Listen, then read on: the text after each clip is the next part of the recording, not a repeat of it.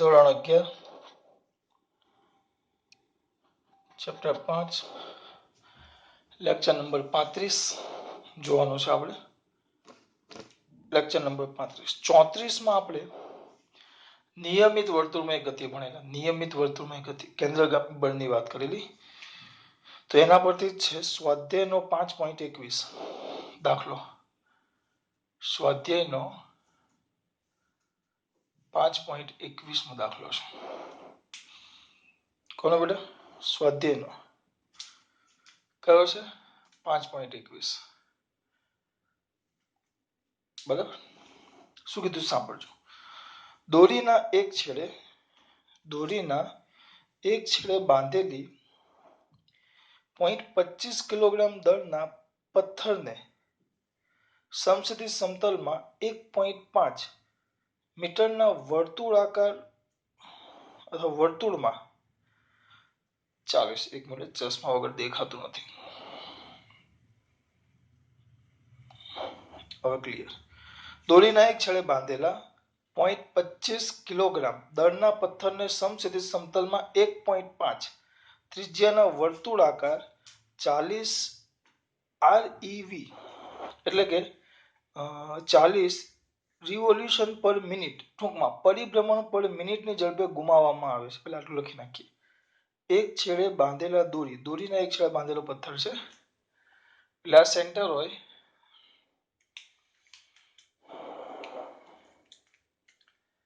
તો આ પથ્થર છે અને બાંધેલો છે અને આમ વર્તુળાકાર માર્ગે ફરે છે.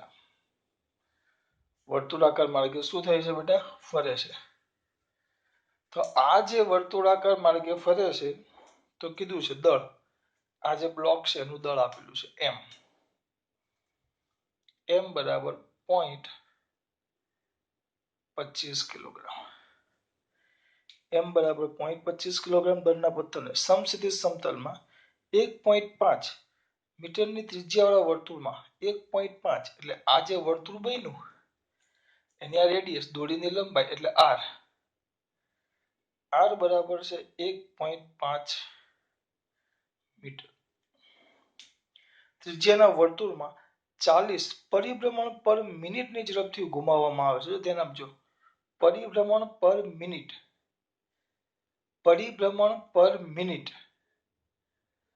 તો તમારે એને શેમાં ફેરવવું પડે? આપણે હંમેશા ઝડપ શેમાં હોય? પરિભ્રમણ પર મિનિટ નો હોય, મીટર પર સેકન્ડ હોય. એટલે આને ઓમેગા પણ કહી શકાય. જો ઓમેગા જ કહી શકાય, ઓમેગા. બરાબર. કેટલા છે? 40 પરિભ્રમણ પર મિનિટ.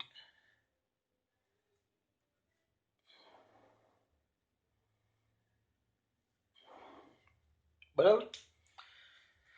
ઘુમાવવામાં આવે છે. તો દોરીમાં તણાવ કેટલું હશે? ઘુમાવવામાં આવે છે. દોરીનું તણાવ શું? જો દોરીનું મહત્તમ તણાવ 200 ન્યૂટન તણાવ ખમી શકે તેમ હોય તો કેટલી મહત્તમ ઝડપથી પથ્થરને ઘુમાવી શકાય?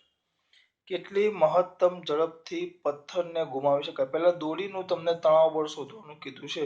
જ્યારે એને આટલા પરિભ્રમણથી ઘુમાવવામાં આવે, જ્યારે આટલા પરિભ્રમણ પર મિનિટ, એટલે આના બે કિસ્સા થશે. કેટલા?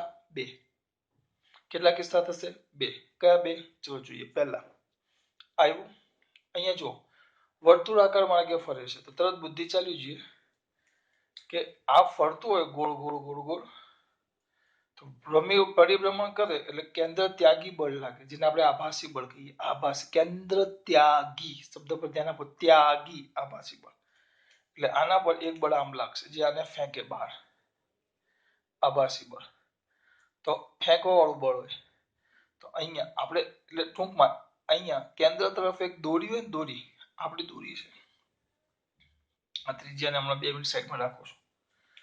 તો દોરીના અંદર જ્યાં તણાવ બળ ટી છે, તણાવ બળ ટી, કારણ કે આમ ગોળ ગોળ ફેરવો તો દોરી ખેંચાય. તો આ જે દોરીનું તણાવ બળ છે, ગમે તે બળ લાગે, દોરીનું તણાવ બળ મેં વાત કરેલી. જો રસ્તા પર વર્તુળાકાર માર્ગે ફરે તો ઘર્ષણ બળ જરૂરી. એટલે ખરેખર ગોળ ગોળ ફરે એટલે કેન્દ્ર તરફ પ્રવેગ હોય. એટલે આ બાજુ કયું બળ લાગે બેટા? આભાસી બળ. આ બાજુ કયું બળ લાગે? આભાસી બળ. આ બળ નથી, આભાસી બળ છે. તો એ આભાસી બળનો વિરોધ કરતું કેન્દ્રગામી બળ લાગવું જોઈએ. તો એ કેન્દ્રગામી બળ કોણ પૂરું પાડે? આ ટી પૂરું પાડે. કેન્દ્રગામી પ્રવેગ યાદ છે? એ બરાબર v સ્ક્વેર બાય r. બળ એટલે F is equal to ma. તો m v square by r એટલે આ તણાવ બળ છે. આ તણાવ બળ એ જરૂરી એવું કેન્દ્રગામી બળ પૂરું પાડે. કયું બળ? તણાવ બળ. ઓમેગા આવી ગયું. એટલે આપણે શું લખવાનું? અહીંયા સિમ્પલ જ લોજિક છે કે આ આભાસી બળ લાગે એટલે ફેંકવા વાળું બળ લાગે, પણ આપણે એક અંદર તરફ બળ લગાવવું જોઈએ. આ તણાવ બળ એ જરૂરી એવું શું પૂરું પાડે? કેન્દ્રગામી બળ. એટલે કેન્દ્રગામી બળ બરાબર તણાવ બળ. પણ કેન્દ્રગામી બળનું સૂત્ર શું આવે? mv square by r.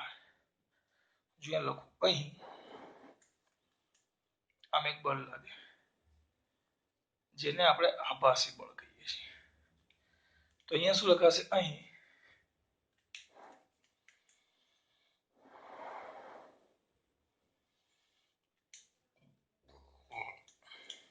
અહીં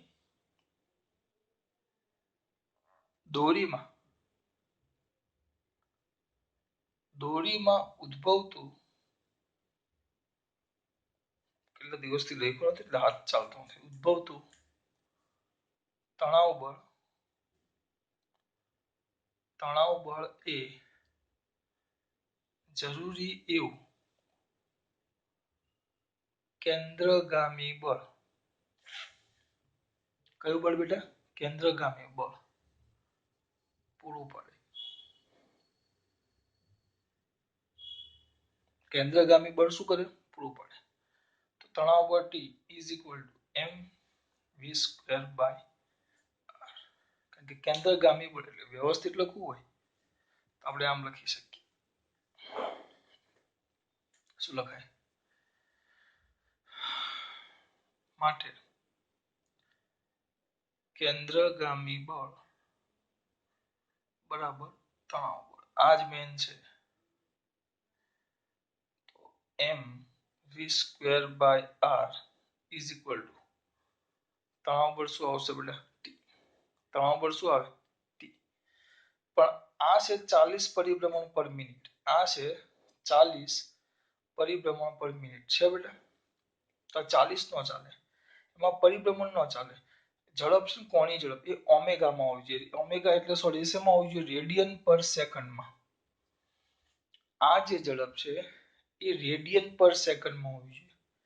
તો એને ફેરવવું પડશે. જો પરિભ્રમણ, એક ચક્કર પૂરું કરે આમ એક ચક્કર પૂરું કરો આમ, તો કેટલું થાય? રેડિયનમાં કેટલું થાય? 2π રેડિયન કહીએ તો. અને ખૂણો કહીએ તો 360 ડિગ્રી. રેડિયન કહીએ તો 2π થાય. તો આની જગ્યાએ હું શું લખી શકું છું?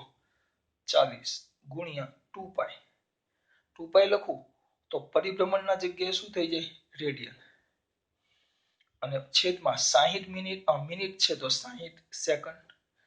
તો વ્યવસ્થિત લખો બેટા. 40 ગુણ્યા 2π કેલ્સી.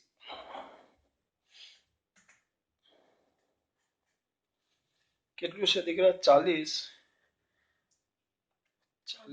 ગુણ્યા 2π એટલે 2 ગુણ્યા 3.14 ભાગ્યા 60. 4.186666.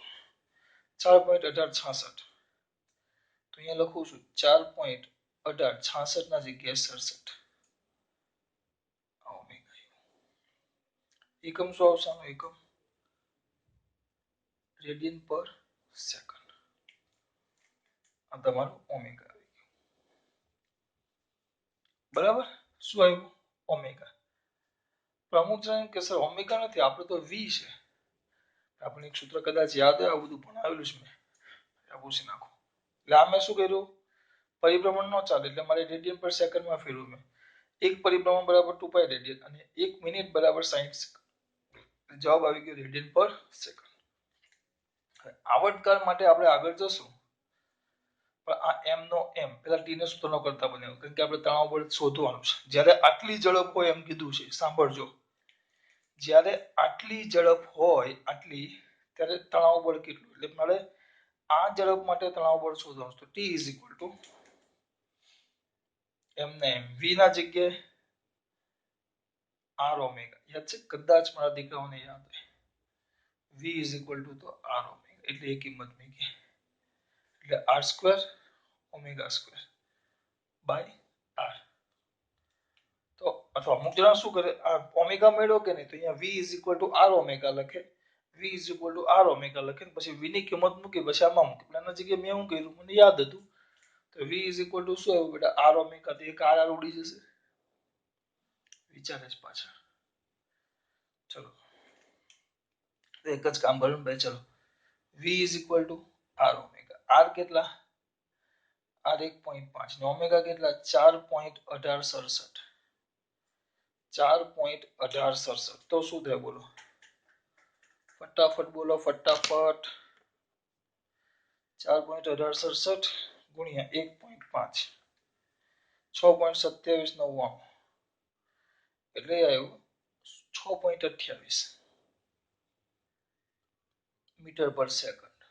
બસ આ સિમ્પલ કર્યું મેં, એટલે આમાં પડવું નહીં, સીધી કિંમત મૂકી દેવા આપણે. ચલો અહીંયા મેં ઉપયોગ કરી નાખ્યો, v is equal to R omega. તો m m કેટલા છે 0.25,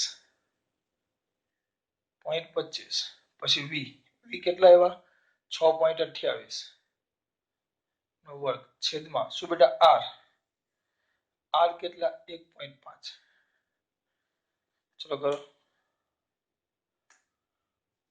ગુણ્યા બરાબર ગુણ્યા 0.25 ભાગ્યા 1.5 5.5730. જવાબ આવ્યો ટી બરાબર સોરી 6.5730 એટલે આટલા ન્યૂટન આવ્યું. પણ એ લોકોએ જવાબ આપ્યો છે ટી બરાબર 6.6 ન્યૂટન. આ શું આવ્યું, તમારે એક જવાબ આપ્યો શેનો, એક જવાબ આવ્યો શેમાં, ધ્યાન રાખવાનું. આવી ગયો જવાબ, આવી ગયો 57 જ છે. શું એ જ્યારે તમે આટલા પરિભ્રમણથી આ પથ્થરને ફેરવો, આટલા ઓમેગાના, આટલા પરિભ્રમણથી આ પથ્થરને ફેરવો, આટલા પરિભ્રમણથી આ પથ્થરને ફેરવો, આટલા પરિભ્રમણથી આ પથ્થરને ફેરવો, તો આ તણાવ બળ એને તણાવ બળ ત્યારે દોરીમાં કેટલું લાગતું હશે 6.6 ન્યૂટન. ત્યારે દોરીનું તણાવ બળ કેટલું લાગતું હશે 6.6 ન્યૂટન. હવે એમાં એવું પૂછ્યું છે, હવે જો મેક્સિમમ તણાવ બળ તમે 200 ન્યૂટન લ્યો તો ઝડપ કેટલી, મેક્સિમમ તણાવ બળ 200 ન્યૂટન લેવામાં, તણાવ બળ કેટલું લેવું 200 ન્યૂટન. ચલો અહીંયા ધ્યાન રાખો, એ લોકોએ કીધું છે એટલે ટૂંકમાં જોવા જાવ તો તમારો આ જે છે ને એ એ સેક્શન કહેવાય. એ એમાં બે ભાગ છે, તો આ તમારો થઈ ગયો બી સેક્શન. પેલો જે છે ને એ એ સેક્શન છે, તો આ તમારો કયો ભાગ થઈ ગયો બી સેક્શન. હું કઈ બોલું ખબર પડે છે, આ થઈ ગયો એ સેક્શન ને પેલો કયો થઈ ગયો તમારો આ એ સેક્શન. હવે આ કયો સેક્શન છે બી સેક્શન. તો સર બી સેક્શનમાં શું કરવાનું, દાખલો કરવાનો, બીજું કઈ નથી. બી માં શું કે જ્યારે મહત્તમ તણાવ બળ 200 ન્યૂટન હોય ત્યારે મહત્તમ ઝડપ કેટલી, એટલું તમને શોધવાનું કીધું છે. કેટલી પૂછ્યું છે બરાબર. એટલે આનો મતલબ એમ થયો, અહીંયા સિમ્પલ વસ્તુ છે, જો તમે ટી મેક્સિમમ લ્યો તો સામે વી મેક્સિમમ આવે બરાબર. તો આપણે આ ભણી ગયા, આ વિધાન તો ખરું જ. માટે આ તો તમને ખબર જ છે, આના પરથી લખી શકાય કે કેન્દ્રગામી બળ એ શું પૂરું પાડે તણાવ. તો કેન્દ્રગામી બળ તો શું આવશે M V maximum square by R M V square. પણ અહીંયા મેક્સિમમ કેમ, કારણ કે તણાવ બળ મહત્તમ, તો વેગ મહત્તમ થાય, ઝડપ તમારી ટી મેક્સિમમ. તો ટી મેક્સિમમ શોધવાનો છે આપણે, તો T max is equal to M sorry T નહીં વી મેક્સિમમ શોધવાનું. ટી તો આપણને આપેલું છે, તો V maximum square is equal to T maximum into R by M. T maximum કેટલા કીધા છે 200, ગુણ્યા આર 1.5 અને એમ 0.25 કેટલા કીધા મેં તમને 200 ગુણ્યા 1.5 ભાગ્યા 0.25 1200 આ એવા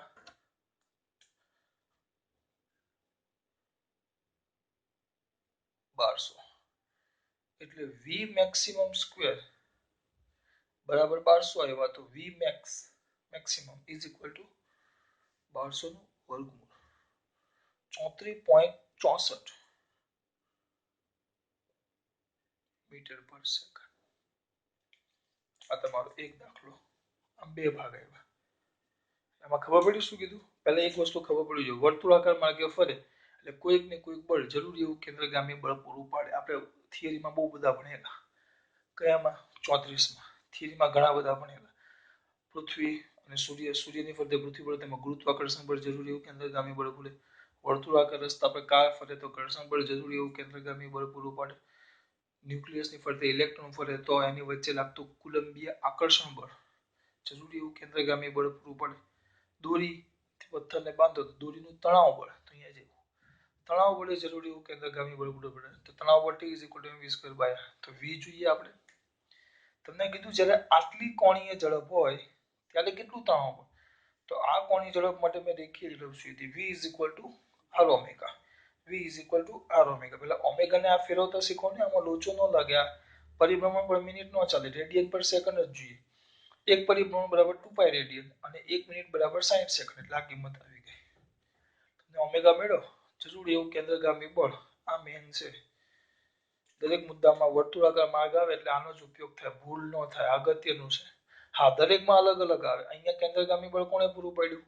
તણાવ બળ. લખી નાખ્યું T શોધ્યું. અને એમાં હવે એમ કીધું કે જ્યારે મહત્તમ તણાવ બળ 200 ન્યૂટન હોય ત્યારે ઝડપ શોધો. મહત્તમ તણાવ બળ 200 ન્યૂટન હોય ત્યારે શું શોધો? ઝડપ. તો કેન્દ્રગામી બળ બરાબર તણાવ બળ. તો કિંમત શોધી લીધી આપણે. 34.64 મીટર પર સેકન્ડ. ખબર પડી? બહુ સિમ્પલ. હા, હવે થોડુંક આમાં આ 21મો દાખલો છે. 5.21 થયો. આ દાખલામાં એક થિયરિકલ છે, નાનો MCQ જેવો છે. 21મો એટલે એ થઈ ગયો 22મો દાખલો. આ પૂછી નાખો. આમાં જ 22મો દાખલો છે. સર શું છે 22મો દાખલો? આમાં જ 22મો દાખલો. એમ કીધું કે ચલો આ દોરી હતી, આપણે 200 ન્યૂટન નું બળ હતું. આ દોરી, આ પથ્થર, આ દોરી મેક્સિમમ કેટલું સહન કરી શકે? 200. વિચારો ઝડપ એટલી બધી વધી ગઈ કે દોરી તૂટી જાય છે. તણાવ બળ કરતા આપણું કેન્દ્ર આમ, આ બાજુ તણાવ બળ T લાગે બરાબર દોરીનું, અને આ બાજુ આપણું આભાસી બળ. આ આભાસી બળને હું કેન્દ્ર ત્યાગી બળ કહીશ. કેન્દ્ર ત્યાગી બળ. કયું બળ કહીશું બેટા એને? કેન્દ્ર ત્યાગી બળ. તો આ તણાવ બળ કરતા કેન્દ્ર ત્યાગી બળ વધી જાય. તણાવ બળ કરતા કેન્દ્ર ત્યાગી બળ વધી જાય તો આ દોરી તૂટી જાય. એમ અંદર સવાલ જ છે. દોરી તૂટી જાય તો વિકલ્પ છે. તો આ જે પથ્થર છે કઈ બાજુ ગતિ કરે? સિમ્પલ છે, યાદ રાખવાનું. વર્તુળાકાર માર્ગ આવે એટલે ભૂલવાનું નહીં. વર્તુળાકાર માર્ગ આવે તો હંમેશા પ્રવેગ પૂછે. પ્રવેગ તો કેન્દ્ર તરફ હોય અને વેગ હંમેશા સ્પર્શકની દિશામાં હોય. એટલે કે આ પથ્થર જે બાજુ વેગ હોય ને એ બાજુ ગતિ કરે. એટલે કે જે બિંદુએ હોય એ બિંદુએ સ્પર્શક દોરવાનો. જો અહીંયા હોય, અહીંયા, તો અહીંયા સ્પર્શક દોરો, કારણ કે સ્પર્શક એના વેગની દિશા આપે. અને એ બાજુ જો અહીંયા હોય તો આમ ગતિ કરવા લાગે. જો અહીંયા હોય તો અહીંયા આ બિંદુ આગળ સ્પર્શક દોરો. વર્તુળાકાર માર્ગના જે બિંદુ પાસે હોય તે બિંદુ આગળ સ્પર્શક દોરવાનો અને સ્પર્શકની દિશામાં એ પથ્થર ગતિ કરવા લાગે, ફેંકાય, ફંગોળાઈ જાય. છોડજો કોઈ વાર એટલે ખબર પડે તમને. તમે સિમ્પલ વસ્તુ હોય આમ આમ લબડતા આમ કરો. આ તમારે કરવું હોય તો ફાવે ને આમ કરો. સિમ્પલ આમ કરો. આમ